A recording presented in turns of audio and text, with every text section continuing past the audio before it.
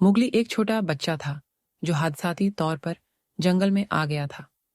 एक दिन एक शेरनी, जिसका नाम राक्षा था, ने उसे पाया और अपनी औलाद की तरह पालने का फैसला किया।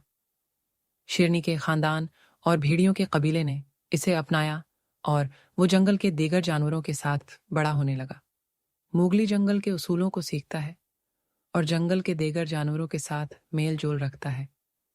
बालों और वगैरह उसकी हिफाजत करते हैं और उसे सिखाते हैं कि जंगल में कैसे जिंदा रहना है।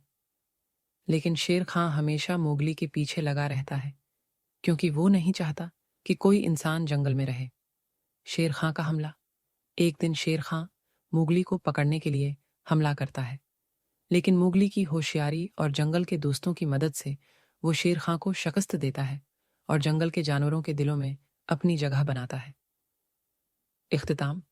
मोगली आखिरकार इंसानों के गांव वापस जाने का फैसला करता है, लेकिन वो जंगल और अपने दोस्तों को कभी नहीं भूलता। जंगल ने उसे न सिर्फ जिंदा रहने का हुनर सिखाया, बल्कि दोस्तों की अहमियत भी बताई। जंगल बिक एक ऐसी कहानी है जो दोस्ती, बहादुरी और कुदरत की खूबसूरती के साथ साथ जंगल के कवानीन और आज़ादी की कद्र पर जोर देती है।